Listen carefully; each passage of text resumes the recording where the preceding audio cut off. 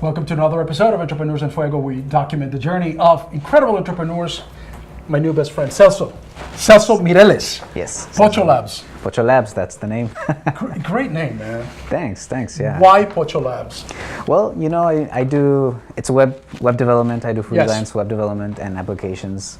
So, by the way, fantastic stuff. You gotta go, POCHOLABS.com. Yeah.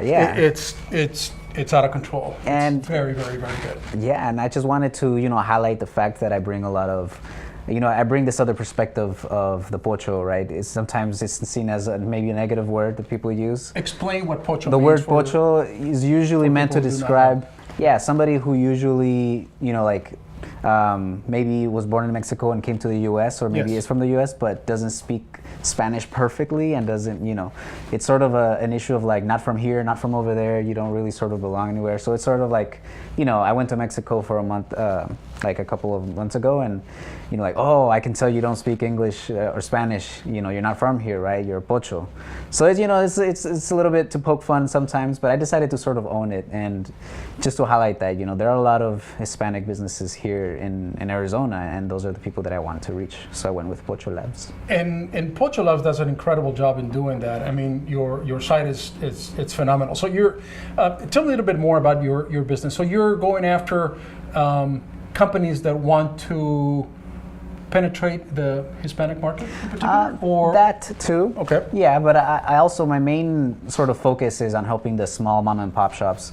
Like I said, there's a lot of Hispanic businesses, that don't speak English maybe, So those are the people that I'm trying to reach really, is the small mom and pop shops that, they're entrepreneurial too, they just maybe first generation immigrants and they know they need something on the internet and they need somebody to help them who speaks their language literally.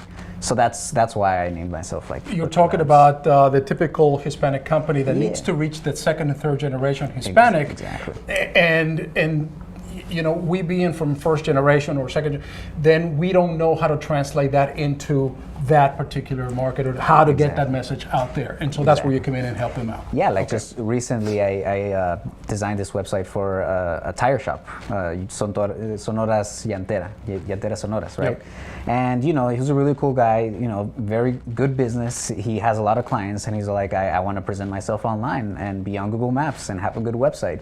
So, I was able to provide that for him, and that's really what it's all about. Like, there are people who know the value. Just because they maybe don't speak English doesn't mean that they don't know that they need to be on the internet.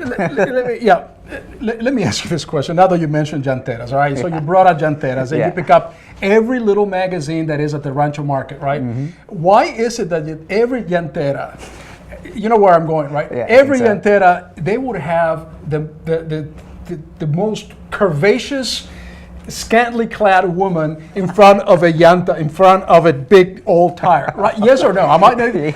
I've seen them, it happens. And I'm like, what does that have to do? Or the transmissions, right? I thought you were going to ask about the painted yellow tires sometimes. It's a very common color, and I've done two llanteras, I have websites for 2 llanteras, and it's true, like yellow, the bright reds, and really it's all about attraction, like being visible, right?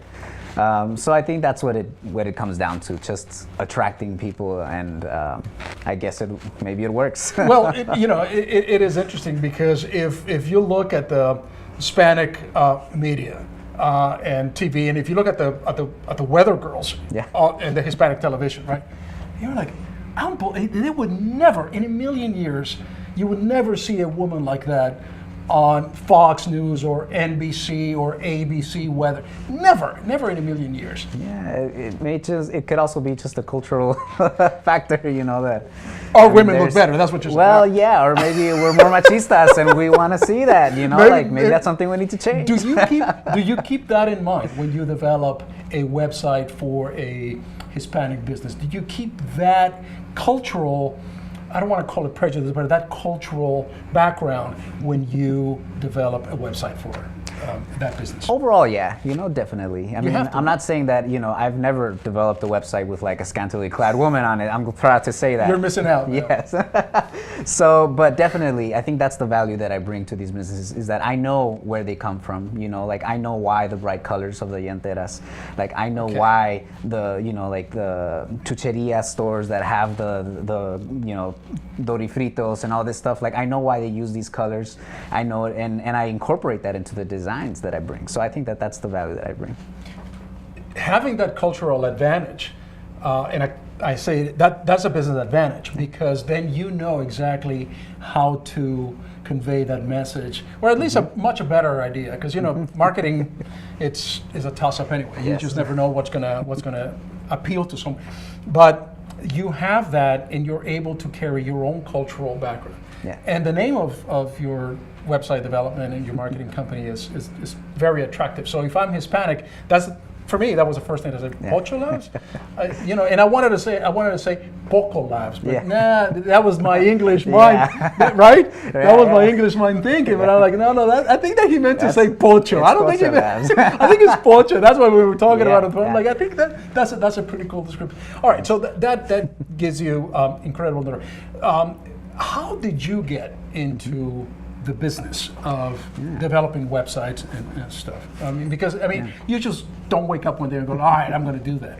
How did that develop? Yeah, that's a good question, and I think it also comes down to my experience. Like I was undocumented younger, growing up, and I graduated from ASU while still undocumented. And at that point, I knew that there were very limited options. I said, I need to start a business. That's the only way. Limited options because in terms of employment. In terms of nobody's going to want to employ. Nobody could hire me. In undocumented. So I was like, okay, I filed my LLC, and what I actually did was I started repairing computers. That's how I first started, and I slowly started getting interested into web design. And there is no, let me just clarify something. There is no impediment for an undocumented individual to start their own business. Exactly, no, anybody can file. Anybody can go out there and file their own LLC. Yep. And they even give you a number so you can pay taxes. Wow, incredible, right? So now you have a tax ID number. Exactly. You can open up a bank account with a tax ID number. Exactly what I did.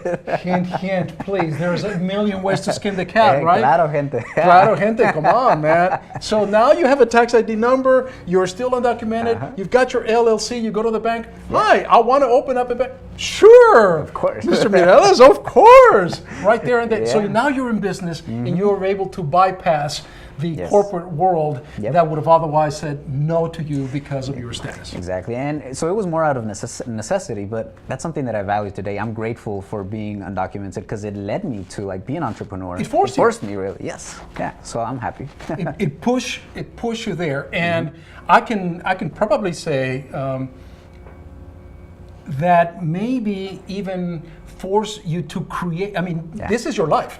So you can't mess up. This is not like, well, I'm going to fail, I'm going to start another. No, I got to do it. Yeah. Because I have no other option, right? Exactly. Is that how you were thinking? Yeah, that's how I was, really. And so, and also having to learn everything because I studied business management, So it was sort of learning as I go, And at first I was doing computer repair, and that, helped. And then I slowly merged my business into all right, maybe I can design a flyer for business, maybe I can do a website now. And that was back in 2011, and now I'm still in business and I'm happy and it's going great. Your biggest challenge, other than the fact, of course, that you had this big thing of being undocumented at the time, but your biggest challenge now that you are in business, at some point you forget the fact that you're undocumented, and now you got to be in business. What was your biggest challenge? Being in I think thinking of hiring, I think there's definitely been a couple of points when I say, I really wish I could grow. I feel like, there's some big projects I want to take on and I can't take on. I wish I had another developer or a designer with me. So I think that's exactly another me. So I think that's where I am right now, really, is just figuring out how do I want to expand. Am I ready yet? Maybe I need some coaching or mentoring, So I think that's at the stage where I'm at with my business. We have some great mentors. We've interviewed some incredible mentors that have come here to the show that we'll be happy to put you in touch with. Great. Because they can kind of just guide you a little bit. Don't just tell them what pocho means, because even if you tell them, they'll be like, Yeah. Huh? What is that? Well, Poco?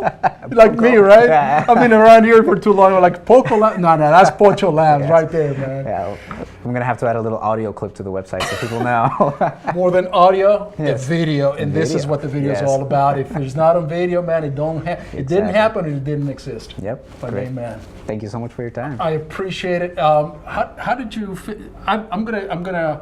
I don't know you. I never talked to you before, right? Yeah, But I'm going to guess that you finished probably in the top percentile of the ASU, didn't Yeah, I graduated with honors. you? Somehow I knew that. Somehow I knew that because you were so aware of your status. You didn't have that much room for failure. Yeah. Congratulations. Thank you. Thank you. With that, we're out.